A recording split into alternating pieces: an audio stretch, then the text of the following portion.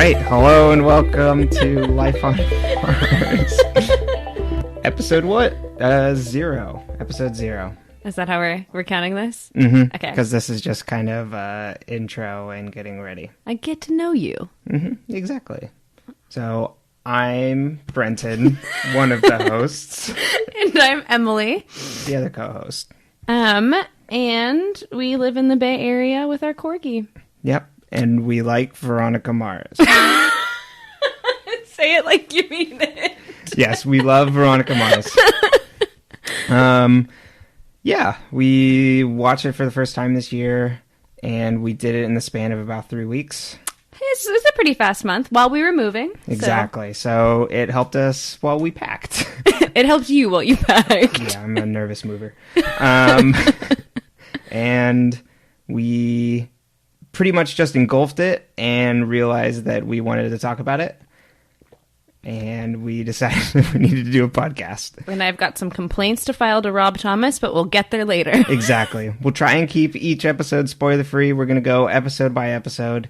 This one, though, we are just going to give background on the show and just talk about setting it up. I'm so excited. Yes, exactly. I'm excited, too. A little nervous. If you can't tell, it's our first time doing a podcast. What would give it away? I couldn't tell you. So yeah, I mean, we might as well just launch right into it. So I went on the internet, i.e. Wikipedia, and pulled a bunch of facts just on the production and the background of the show. Are you ready? I'm ready. Okay. Share what you've got. I'm going to refer to my notes here. Perfect. Because I only recently put together that Dick Casablancas was from Party Down, Exactly. So I have zero background on this. So this will be fun. As Emily mentioned, created by Rob Thomas, who began his writing career for just writing in television, including, I think the first credit I saw on Wikipedia was Space Ghost. I don't know what Swim that show. is. Oh, okay. Yeah, so they took Hanna-Barbera cartoons. Do you remember Space Ghost? He's a guy who's a cartoon who was dressed all in white, and he would fly through space. Yeah, but he looks like a superhero. I've never heard of this. We'll have to look He's this amazing. up. So what they did is they would re-edit old Hanna-Barbera cartoon clips into a talk show. So apparently he wrote like a couple episodes or something. I don't know. Some sort of he was involved. So in he was episode. involved, but he didn't like produce it. No. Okay. Okay. And then wrote for Dawson's Creek. I never watched that. My sister watched some of it, but it was never like one of those shows where I like watched it with her. This wasn't like a Gilmore Girls. This is like Dawson's Creek was just on in the background, and I remember Peyton has sex with a teacher, and that's the only thing I know about Dawson's Creek. Is Peyton a character or like Yes. Peyton Panettiere? Oh, okay. No. Okay. Yeah. I don't remember the actor's name. Okay. Yeah. This is male. Game changer. I can understand that Peyton could be either way. He's a he, him. He created the show Cupid for the same WB network, and it was canceled after 15 episodes. So this was like a small show. It was like What year? This was end of the 90s. I think it was 98. Interesting. Yeah. Never heard of this either, but I I didn't was very young. So So while he's writing for television, he had this idea of like young adult detective novel. So originally he had like sold it to Simon & Schuster as a novel, like to publish as a novel. Is that a publishing company? Yeah. I feel Simon & like I Schuster. should know that. But Yeah, they fine. publish books and things. And it was like a similar idea where it takes place as the show, where it takes place as a high school and it's a detective in high school. That's he kind of like sold the twist on it. the idea. Yeah. So sold the idea as a novel as Untitled Rob Thomas teen detective novel. Oh yes, how Yeah. I name everything. Exactly. And it was based on his like old high school in Austin, Texas, where his dad's a vice principal at. That sounds okay. This explains a lot about this. Is Rob Thomas's dad was his high school vice principal? Yeah. Was it his high school vice principal, or was he just a vice principal at a high school in his town? No, Does that make I'm sense? pretty. Yeah, it was his high school. Oh, this explains a lot of the trauma. And yeah, I mean, it was very thinly disguised as his high school. the book, like the idea of it, right? In Texas. So he wrote that he had this like floating around in like apparently since the 90s. Like he had this idea. Okay. And just really had to sit on it. Right, exactly. And instead of adapting it in a novel, he wrote it into a spec script and like shopped it around. But he changed it to female instead of male as the lead. Originally, it was a male lead for the novel. You mean to tell me men wrote about men from the perspective of men? And listen to this. He's like, "Ooh, I thought it would be an interesting perspective for noir for it to be female." Which is like true. I mean, right? But I mean, yeah, it reeks of not thinking it through. It reeks of misogyny. So he intended the script to go to FX. Bold. Yeah. So he shopped it around to FX, HBO, and Showtime. But UPN, which was the channel at the time, was much more flexible about it. And yeah, because no one watches UPN. Yeah, exactly. So they didn't want to make as many. Like it was originally much darker for the other channels, and so the other channels were like, no, this needs to be a lot lighter, and UPN made like wanted the least amount of like light changes to it to make it like easier for television. I wonder what that first script looked like, because it's already very obvious that something bad happens. Totally. Rob Thomas's writing room, but yeah. I'm assuming it would be more of a like, just in terms of like vibe, like Twin Peaks, but I have nothing to base that on.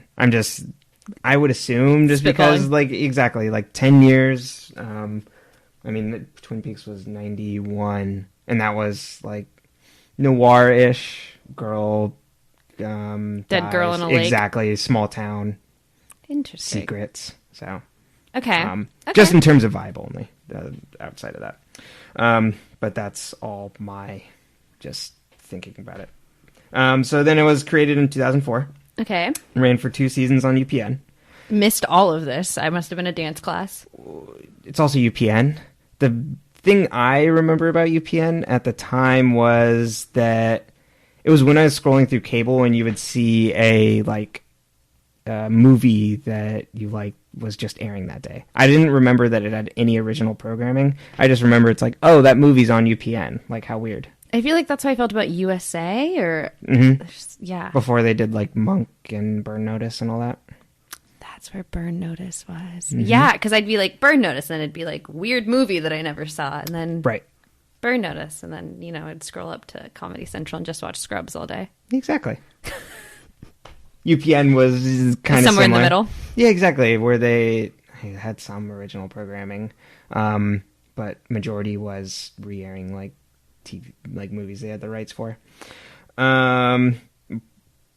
Surprise, it was never like that a ratings like powerhouse, but like it had good reviews from critics, so that's how I like got like the word around. Would that be like an Arrested Development then, where it's like totally. Very much like the critics like it, but nobody's watching this? Exactly, yeah. So I think Arrested Development around the same time. This is all conjecture. I didn't look up Arrested Development stats. So Veronica Mars averaged like 2.5 million viewers, and I think Arrested Development was like it was like a failure with People, and that was like 5 million viewers on like Fox. So that looking up where it ranked during 2004-2005, that like initial season, it was 148 out of 156 TV shows that the Nielsen rated. So like 2.5 million viewers is like nothing. But at least it made the list. Exactly. I mean, to give some perspective, I think when like Walking Dead was like, oh, this is like great viewership, was like 30 million average.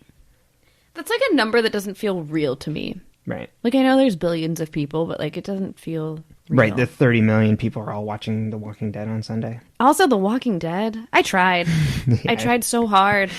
I watched the first season and a half. I watched the first like 3. Damn. Yeah. Made it farther than me. I used to go hang out at a frat house and watch it with these frat boys and drink Tecate. Nice. Yeah. Real fun stuff. Yeah, that's real fun. Who doesn't love Tecate? Anyone with taste buds? That's true. Yeah, sponsored by Tecate. Season 3, from 2006 to 2007. So during that, after season 2, during the time between, CBS and Warner Brothers, who owned UPN and WB respectively, merged the two channels. It all goes to the top. Exactly. To what is now known as the CW. So this is in 2006. And is the WB dead? Yeah. Oh. It became the CW. And that's when Seventh Heaven moved over there. Same with Gilmore Girls. Didn't Gilmore Girls do like a season there? Yeah, I don't know. Yeah. I remember when it went from the WB to the CW.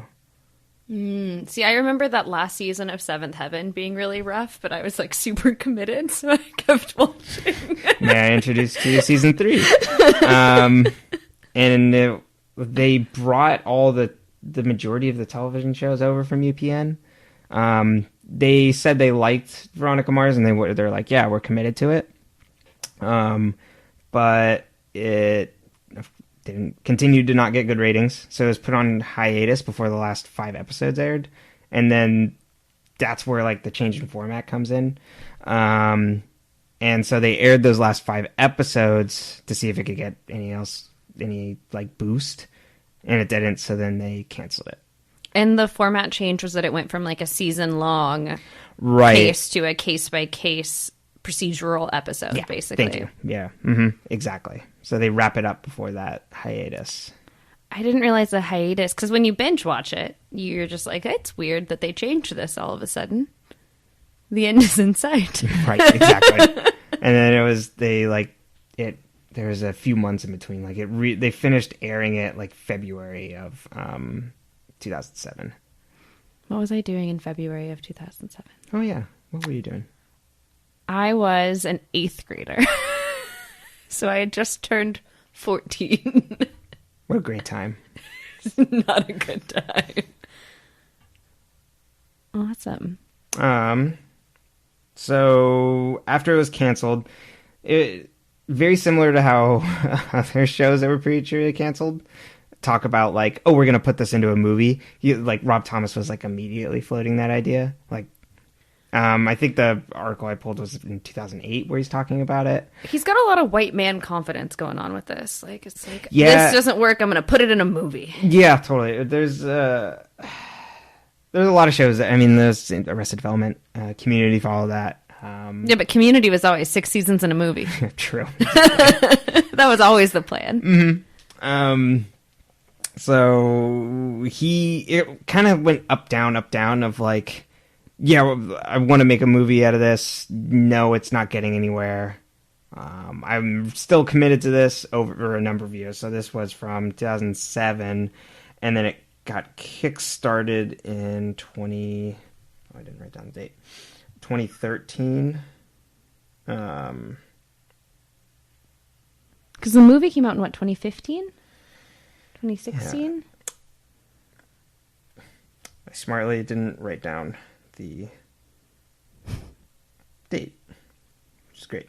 Came out in March 2014. So the Kickstarter was in 2013. Yes, March 2013. And their original goal was $2 million, and they raised 5.7. So how that kind of works out is that 5.7 million allows them to then shoot the film, and then they went to Warner Brothers to distribute it. Interesting. So does Rob Thomas own the rights to Veronica Mars, or does Warner Brothers? How does that work? I believe Rob Thomas does. Interesting. Yeah, so he can be able to... He can put her wherever he wants. Shop it around, yeah, exactly. And so then, like you said, Emily, it came out in 2014. I think I said 2015. Oh. Well, I'm going to give you credit. Thank you. A+. Yeah. And so that he lists as, we did it for the fans. Which Honestly, out of everything from the franchise after season 1, it's not as bad as I thought it would be with that preface. No. The movie is much better than the last season. Somewhat. Certain scenes. Maybe. We'll have to litigate on that one. Okay. Am I being held on trial? Yes. May I remind you, you're being recorded. California is...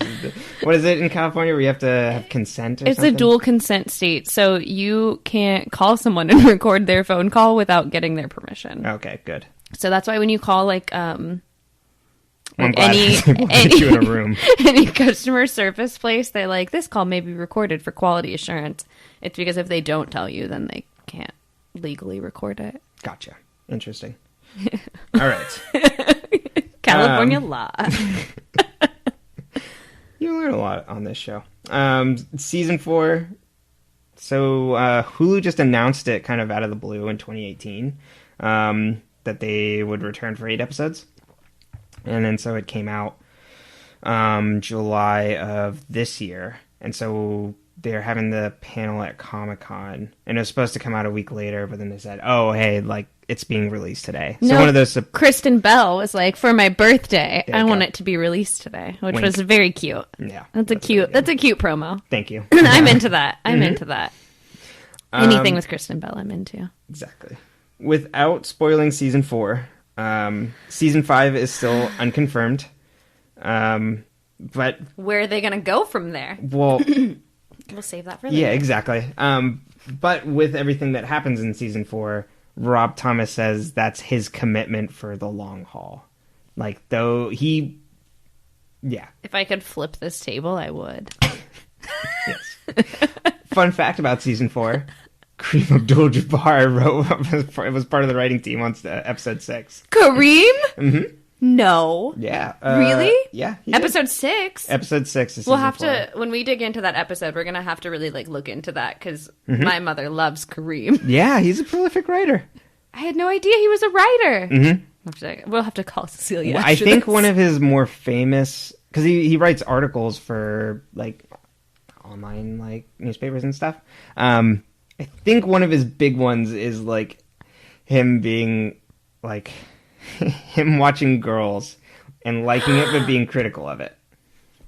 I think he talks about how it's like too focused on white women. Yes, it is very focused. Well, I mean, when we run out of Veronica Mars, we can move to Girls. There you go. The Gals cast. Oh my god, then we could do Gilmore, Golden, and Girls. Exactly, we just cover it all. Another day, another time. Exactly. So before I get into the cast, let's start with the theme music. We Used to Be Franz. Exactly. By the Dandy Warhols. Oh, them. Mm-hmm. What about when the music changes? Who does the cover stepdad. On that next season? On that, what is it, season 4? Season 4. Because they do, it's just mixed differently for season 3. So the person who did that, it's a woman, I'm pulling up, Chrissy Hind, from The Pretenders. I know none of these. I believe The Pretenders is the, oh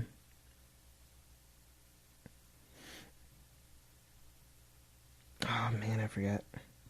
It's fine. You would know The Pretenders. Yeah, it's fine. So Danny Warhols were a band, like a American band, like alt-rock band from mid-90s to I guess they're still active, supposedly. But their big ones that were like through like 2004, I think was their like heyday. Okay. I bet your stepdad would totally know him, and it would totally be someone that plays at the Fillmore in San Francisco. Well, when he listens, he can scream at us in the car. Exactly. He'll be driving somewhere. Very angry we don't know more about them. We expect full information on dandies for next time. Exactly. Yeah, so the song Dandy was... Warhols? Dandy. So like Andy Warhols. Yeah. With a D. Exactly. So We Used to Be Friends was released in 2003. And it was from the album Welcome to the Monkey House. And it didn't chart in the US, but it reached number 18 in the UK. The UK truly has better taste in music. Totally. I don't know if this is one of them, but it's a fine song. And bite your tongue. Exactly. So apparently they were gonna make like a noir. They were potentially planning to do like a noirish song to open it, but Rob Thomas just wanted like an actual single, and so they picked this one apparently really quickly. Interesting. Yeah, it's fine. It's like the theme song for Pretty Little Liars was picked because one of the girls that played one of the liars was listening to it on her iPod and was like, hey, show creator, I think it's Marlene something. She's like, isn't this song good? There you go. I mean, they like... And then you have to listen to it every episode for like 8 years. I mean, that Zach Braff made a movie out of it, so... There you go. Okay. Getting to the cast here. Okay, so are we starting with Kristen Bell? Yes. Okay. Queen Bee. She is Anna from Frozen. She is near and dear to my heart. Obviously on The Good Place. Exactly. I stalk her on Instagram. Weirdly obsessed with her relationship with her husband. And his obsession with lazy boys. Do you know they have a lazy boy that she tried to get rid of so many times and he refuses to, so now they have one on their fucking porch. It's a Cracker Barrel. It is. Oh my god. Love her. Yeah, you know. And her episode of Hot Ones, the best episode of Hot Ones I've ever seen. Exactly. And, you know, she was great in Assassin's Creed. Uh-huh. The video game. Uh-huh. Didn't know she was there. Mm-hmm. She attended Tisch School of the Arts. Tisch? Tisch. She went to Tisch. Where's Tisch? New York, I believe. It's an art school? Uh-huh. Oh. Yeah, it's a big performing arts school. So I shouldn't be laughing at it. It's a big thing. It's like a Juilliard. Thing. Exactly. Okay. She made her 2001 Broadway debut as Becky Thatcher in The Adventures of Tom Sawyer. I didn't know Tom Sawyer had a Broadway show. Mm-hmm. I think everything. Yeah. What do you... How is that a Broadway show? I don't know. Painting fences. If anyone's seen The Adventures of Tom Sawyer on Broadway, please send me your review. Do you think it's worse or better than the Jonathan Taylor Thomas version?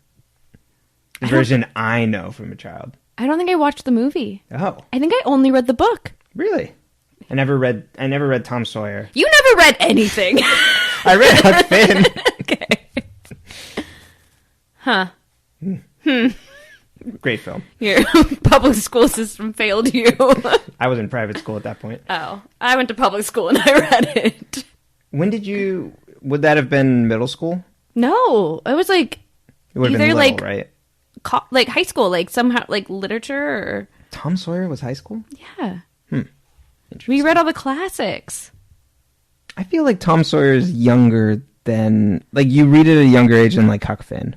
We read it, and then we, like, reflected on it, and then I think we read Huck Finn, and we, like, talked about them and compared them. Oh, interesting. We also read Crime and Punishment. We read everything. Yeah, I missed... That was the other English class at my school that read Crime and Punishment. We read, like... So you had two different AP literature teachers, and one read Crime and Punishment, and one didn't? Yeah. So this was sophomore year that people read it? Oh, we read it senior year. Yeah, that's much smarter. We read it as a class. Yeah, exactly. That's what we did for Heart of Darkness. Really? Mm-hmm. Heart of Darkness? We read it as a class. It's not even that long. No, but because there's so much symbolism. Yeah. That my teacher really wanted to... He likes to do that. He liked to do it together with everybody, so everybody was on the same page. He really liked Heart of Darkness. I really liked that teacher. We read Crime and Punishment as a class. It took forever. I'm sure. And I think I was the only person who truly knew what was going on most of the time, because I think a lot of people took a little nap. I get you. I love taking naps. Never mind. Kristen Bell loves Crime and Punishment. Needs reference. 2004 was her first like movie roles. Okay. In the action thriller Spartan. Never seen it. Question. Do you know how to pull up notes on... Oh, there we go. So she plays Laura Newton, who's the president's daughter, and goes missing. This isn't that movie about, like, I'm in love with the president's daughter or whatever? No. Is that Classic. Mandy Moore? Yeah. I think.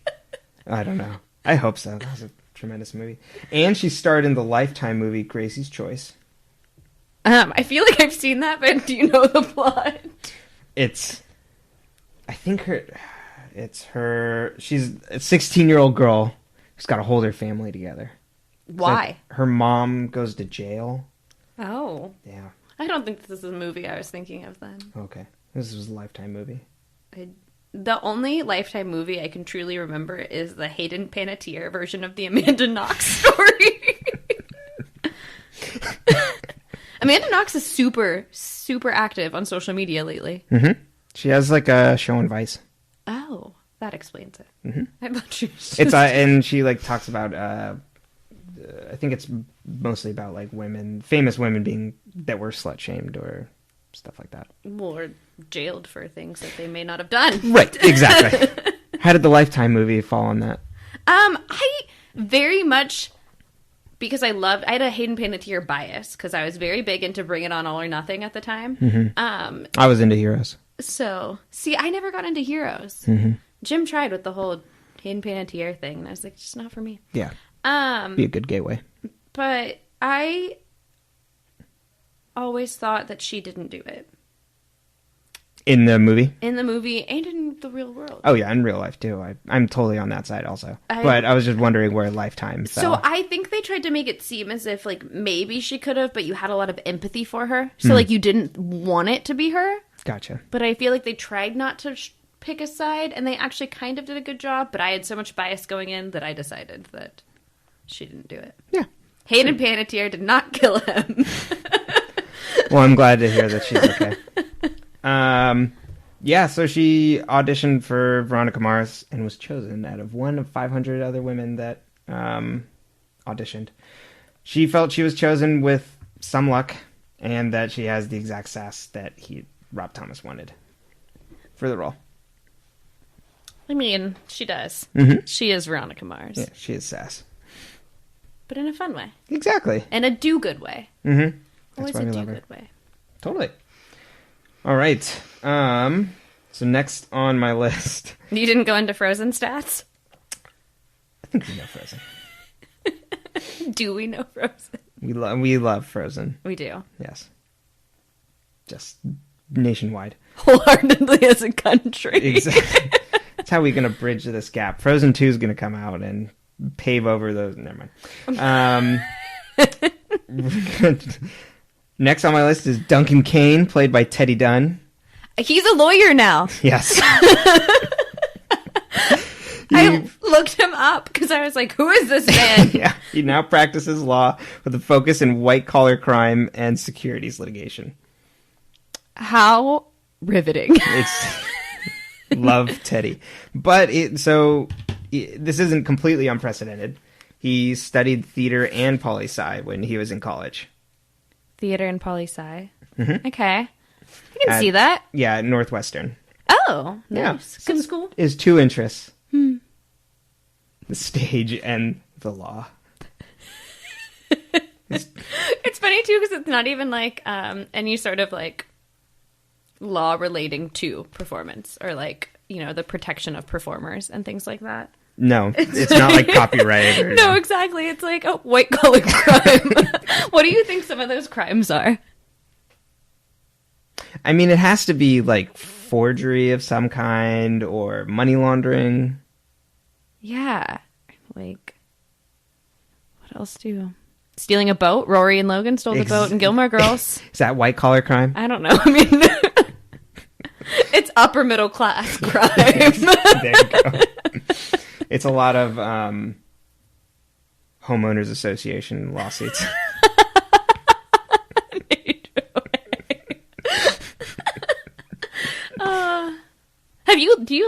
Did you grow up in a place with a... Yeah. Is where your parents live? Yeah. Under an HOA? Yep, that's under an HOA. I honestly, like, if you can't paint your front porch green, like, I don't want to live there. I mean, have you looked at the neighborhood? It's a reason it's homogenous. Yeah, but I thought that was because it was all track homes. Under an HOA. Oh. Well, but I mean, like... Are all track homes they're track homes, right? So it's like the same 3 models, like, duplicated across the entire neighborhood. Mm-hmm. But, I mean, there's a reason that everybody's house, like, still looks the same. You know what I mean? Like, nobody's really gone, like... crazy and painted stuff. Exactly, yeah. There's like, you can only go so far into the sidewalk and yeah.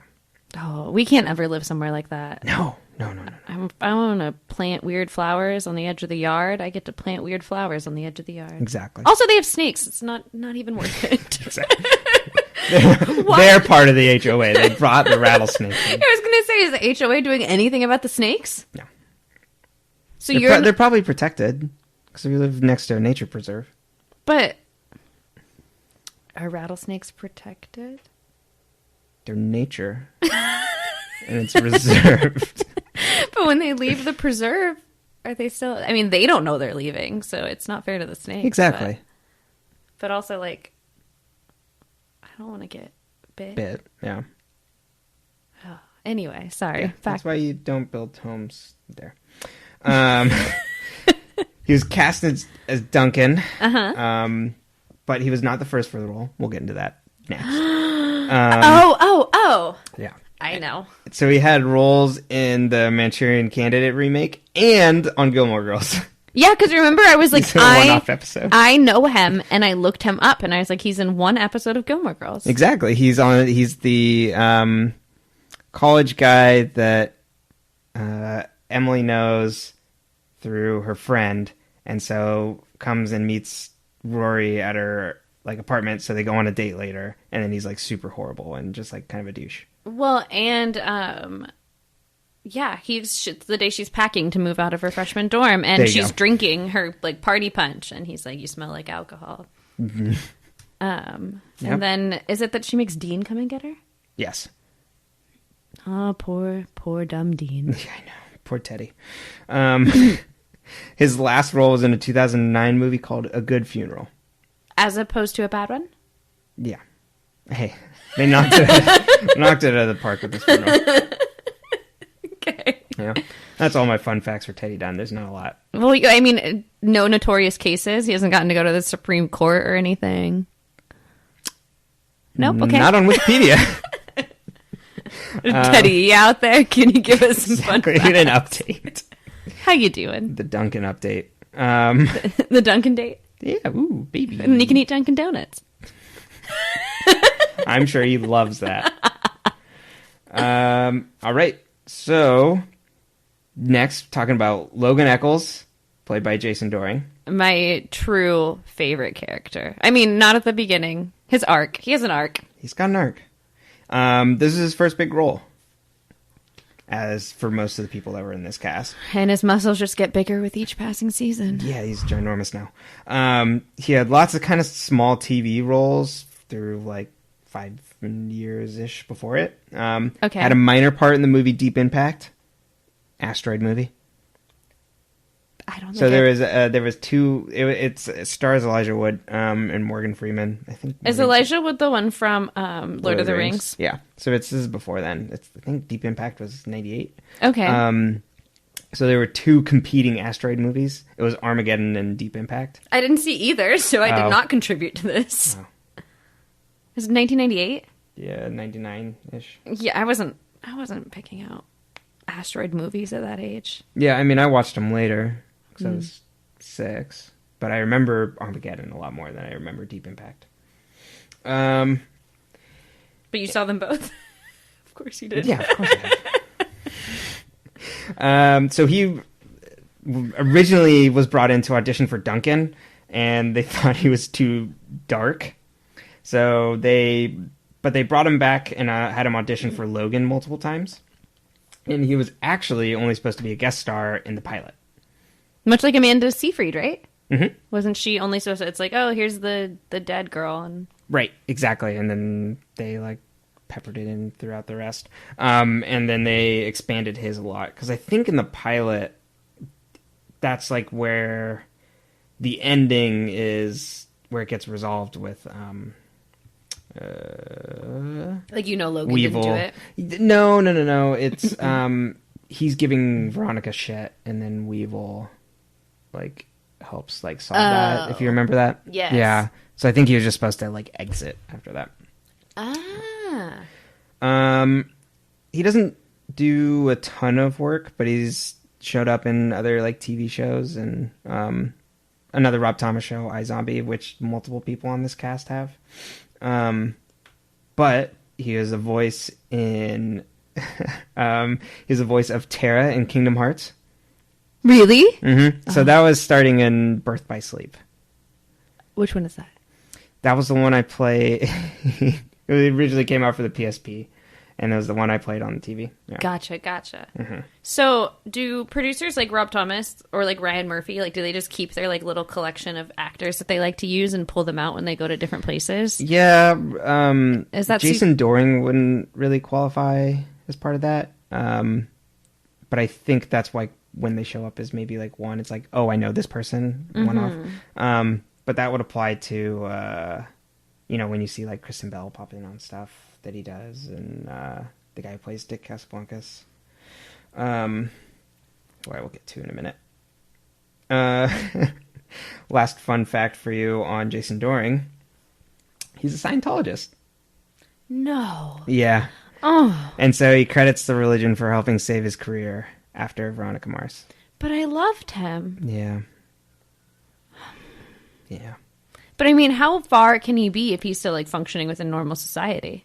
Because like, don't you eventually just have to cut like everyone who doesn't believe in what you believe out of your life? Yeah, but there's a lot of Scientologists in media. True. Like Elizabeth Olsen, not slander. No, crap. She plays Peggy on Mad Men. Yeah. She's in like everything. She's in Handmaid's Tale. Yeah. She's a Scientologist too? Yep. I have a lot of questions about that religion. Every time I walked by the one in Santa Barbara, I could hear the music because they play music in the building. Yeah. But I couldn't figure out where the door was because I was like... So you can like cut ties with your family, but you're still part of society. And they... So, like, fuck you, Mom, but like I'm still going to go work for this person. Yeah, totally. Interesting. And if you go, if you go against the religion, that's when you start getting like blacklisted, and you start doing like slander campaigns on you. Interesting. Not for me. No, not for me either. All right. Next on my list is Wallace Fennell, played by Percy Daggs III. Okay. He hasn't really had much of a career. This was like his only recurring like TV role. Otherwise, it's like lots of guest spots and like one-off roles. Interesting. Yeah, which I don't really understand. Maybe that's a personal thing. Because he's really good. Yeah, maybe it's just what he likes to do. Totally. Or maybe it's just racism in the media. Wouldn't be surprised. just throwing it out there. Yeah, he also did like a small role on iZombie.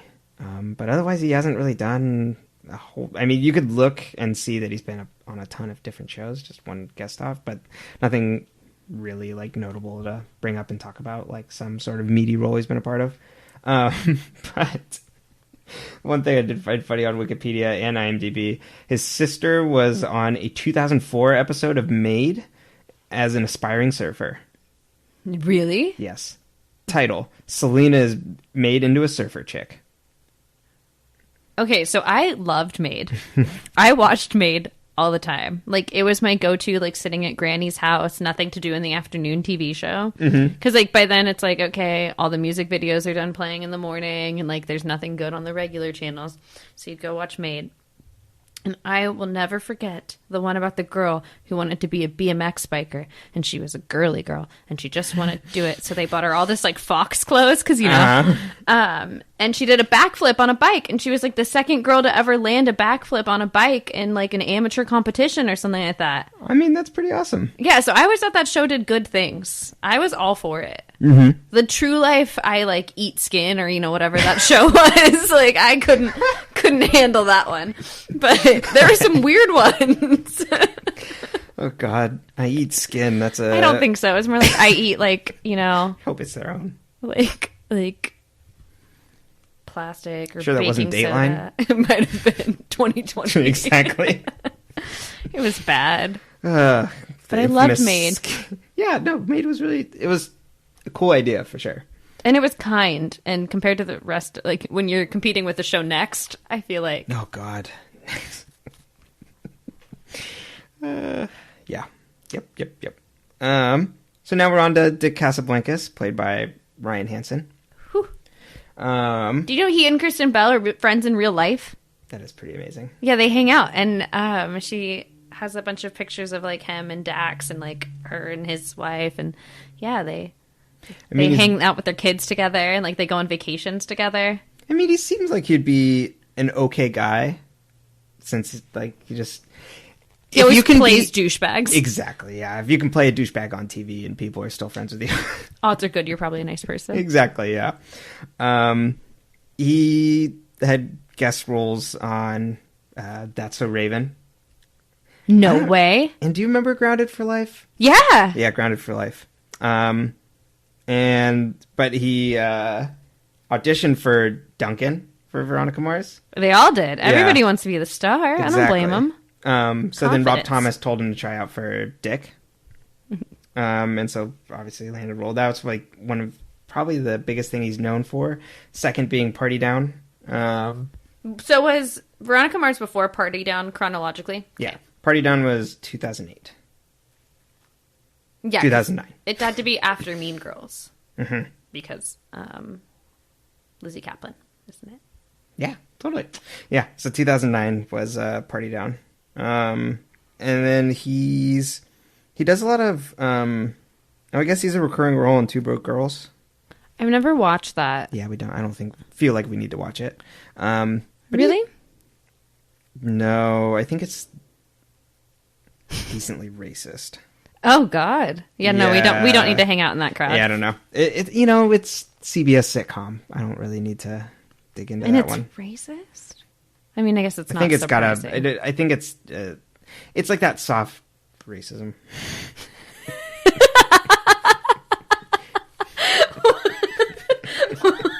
New term.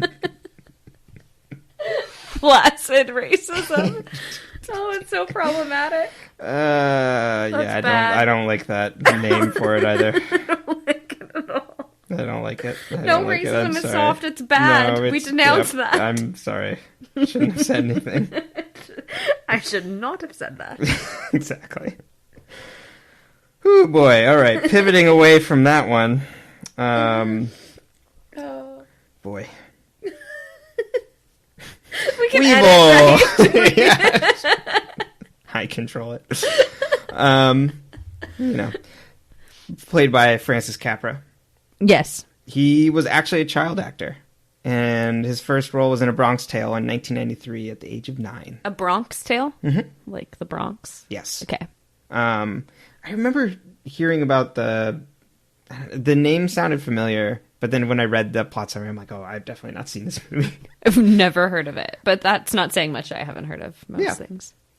But his biggest role, I think even bigger than Veronica Mars, is the 1996 movie starring opposite Shaquille O'Neal in Kazam. He's in Kazam? He's the main character. No way. Yeah. I was very excited reading about that one. We should rewatch that. Yeah, I know. I love that movie.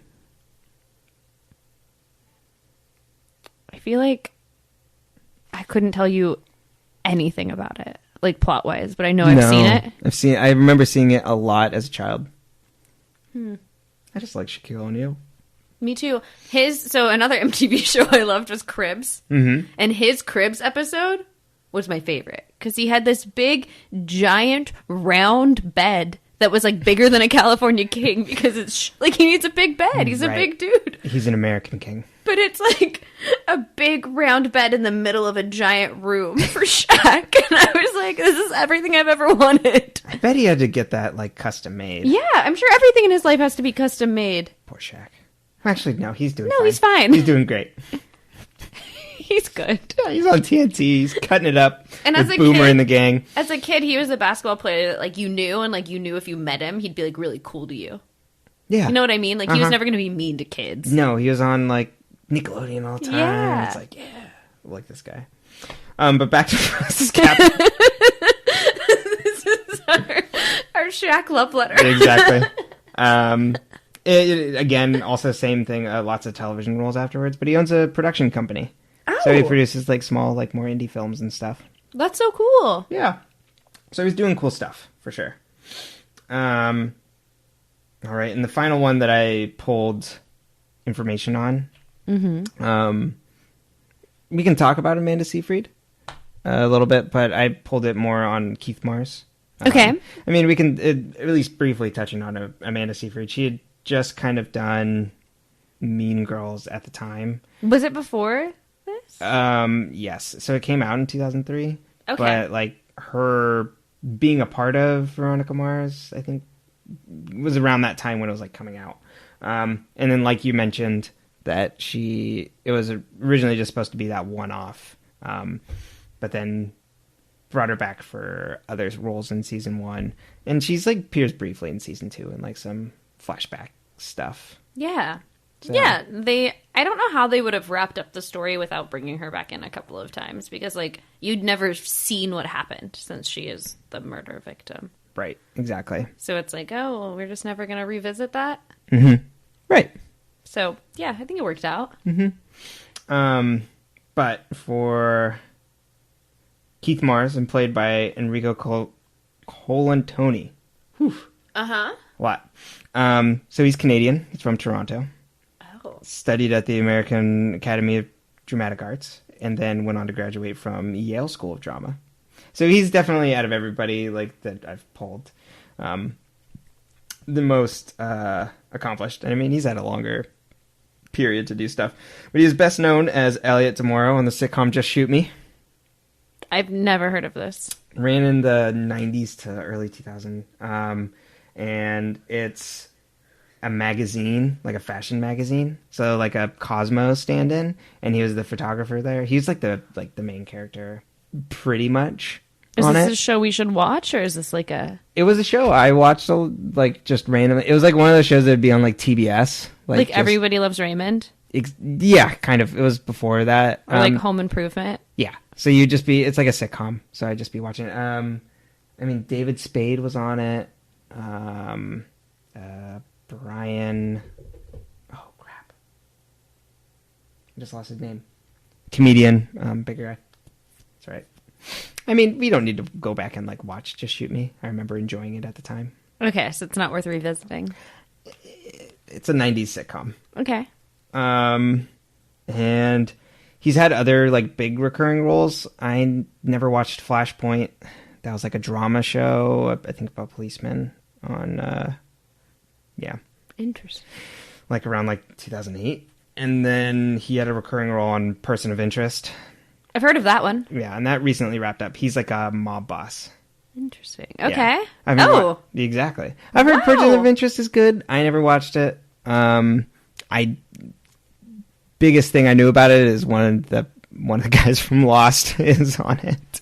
Was it the guy we saw at the bar in Santa Barbara? No, not Sawyer. I never watched Lost. That's all right. I kept those years of my life. Yeah. So he... just out of a random fun fact to pull here, he works with the Temaconter Memorial Trust, which is an organization that assists first responders with PTSD. His brother is actually a lifelong Toronto police officer, so he kind of works in that. And he does, like, other... I was, like, looking up his credits. It's like, oh, this is, like, severely Canadian, like, TV shows and stuff. Yeah, it's, like, one where he's, like, a doctor and stuff. That's, like, his most recent one. I love Canada. Ketchup chips, Keith Mars, they've got it all. Yeah, and Canada will, if you shoot in Canada, I think they finance a portion of your movies. That explains why everything's, like, shot in Vancouver. Yeah, sorry, this is what I'm talking about, slightly different. It's, if you have, like, if it's, like, done with all Canadian people kind of thing. Oh, so if you use a Canadian cast and you shoot a film in Canada, they'll help you. Yeah, I think so. Interesting. But yeah. So those are all my fun facts. Okay. In production. What was the most surprising for you to find? Scientology, probably. Yeah. That one's really... I mean, Jason Doring was the most fun to look up on that stuff. Yeah. That he's also part of Kingdom Hearts. There's a million people that are all part of Kingdom Hearts, and I love finding that out. Was Kingdom Hearts... Oh, it's always been owned by Disney, right? Because Disney characters are in it. Yeah, exactly. It's Disney and Square Enix. Square Enix is the Japanese video game company that makes it. Uh-huh. They make Final Fantasy as their big series. Gotcha. Okay. Interesting. Mm-hmm. Yeah. What was the most surprising to you? I mean, the Scientology is a big thing with Jason Doring. It really takes him off the table for me because, Yeah. I was on the market for him. Mm-hmm. We all are. You going for... Exact. Going shopping. But... White suit. Hello, sailor. Well, but we haven't talked about that episode yet. No, that's the movie. True. Yeah. Let's see here. What else was surprising? Nothing about Kristen Bell, because, yeah, she's my homegirl. Yeah, probably just a Scientology. Because there's nothing that weird about Dick Casablancas. I guess Keith Mars too. That he's a big guy in Canada. But I mean, yeah, I would hope that for him. It makes me happy. It makes my heart warm. Mm-hmm. He's my favorite character for sure. Really? Yeah, with a bullet. I love Keith Mars. And even on like Just Shoot Me as a kid, he's got a certain warmth about him. Mm-hmm. That yeah. You love him more than Wallace? Yes, because they just give him more to do. Which makes sense. If Wallace... It is Mars' investigation. So exactly. It's not Wallace's investigation. For now. Mars and for now? Yeah. And they kind of railroad Wallace sometimes. Yeah. Yeah. And, I mean, he's not even in that last season, right? Not really. He's, in the background. Mm. You know what I mean? He, pops up every now and then, but he's not meaningfully playing a part. You know who we didn't talk about? Who? Mac. Oh, great idea. Pause. We didn't talk about Mac. I'm going to find her. Yeah. The amazing thing about the character that Mac plays is that it's in the early 2000s, a woman who is the computer person. Yeah. So I know one fun fact about her. Carry on. She was part of Napoleon Dynamite. I never watched that. That's right. She was the love interest. Interesting. Mm-hmm. And oh my god, she was a child actor, took a break, and then came back and did Veronica Mars. She was on Big Love, True Blood, and Grey's Anatomy. Get it, girl? Yeah, so she's done a ton of stuff. Yeah. And she was in Waterworld. Oh my god. Yeah, Waterworld. Yeah, we don't need to watch that. Okay. It's a weird movie. What's it about? The entire world is covered in water. It's like Mad Max on water. It's if instead of the entire world drying out like a big desert, it's all covered in water, and then people. So Noah in the Ark status. Yeah, but people start growing scales and web fit. Yeah, that's so fun. Yeah, it was a huge flop. It cost a ton of money to make. I mean, I'm sure. Yeah. It's pretty hard to turn everyone into rainbow fish on a low budget. Exactly. She was a recurring role in Bones. Oh. Love Bones. Yeah, so what did she... I don't remember Camp Wilder. Apparently that was her first sitcom. It was 92, so we were little. I wasn't born. Yeah, I was a babe. But yeah. She took time off in 1999 after being in the TV movie for Alice in Wonderland in that same year. What is the... Is it Alice in Wonderland or Alice Through the Looking Glass? Alice in Wonderland. Can I see the pictures? Oh my god. The poster is terrifying. Oh, no, that's not the version I watched. No, I've never seen the version I watched had a little blonde girl. Like live action? Mm-hmm. I remember the cartoon. Yeah, there's an Alice in Wonderland and an Alice Through the Looking Glass that were live action because it had the Jabberwocky in it. Mm-hmm. Apparently, Rob Thomas created the role with her in mind. Oh. Yeah, on Veronica Mars. She had met Thomas while interviewing him for a report on one of his books. No way. Wait, he's an author? I guess he was trying to sell a... Yeah, so I didn't know any of these, so I didn't bring them up. But Rats Saw God.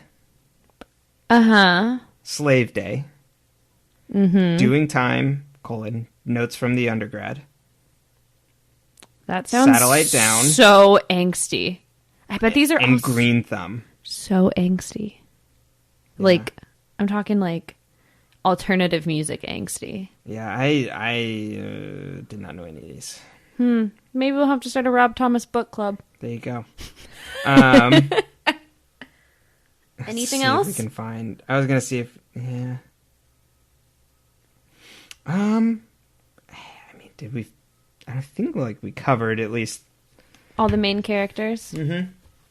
Yeah, I think so. Including a few that will be introduced a little later. Exactly. I didn't cover any of the smaller roles. I feel like we can talk about Tessa Thompson when she gets added to the show. Well, and the other Casablancas kid. Yeah. What's his name? The actor? No. Beaver. Beaver. There we go. We can talk about him when he comes up. Yeah. A couple of smaller roles, I feel like we can talk about those people when they get introduced. Yeah, well, there's a whole episode about Beaver, so we can do the Leave It to Beaver episode and go from there. Totally. Awesome. Well, I think that's it. Yeah. Thanks for hanging out with us. Yeah. We'll be back with episode 1. What is the pilot called? Let's make guesses. Either like Rob Thomas pilot, much like his story. Life on Mars. We used to be friends. Dead girl walking. Oh, I bet you're right. I'm making all of these up. What else could it be? Oh, no. Where'd you go? It's just called Veronica Mars pilot. So I was right the first time. I said pilot. Yeah. But I like it. We can try and guess the episode names for each episode. I like it. Okay. All right. And yeah, if we get enough people, we can set up email things so people can leave questions and talk about stuff. But for right now, it's just us. So stay tuned. All right. Adios.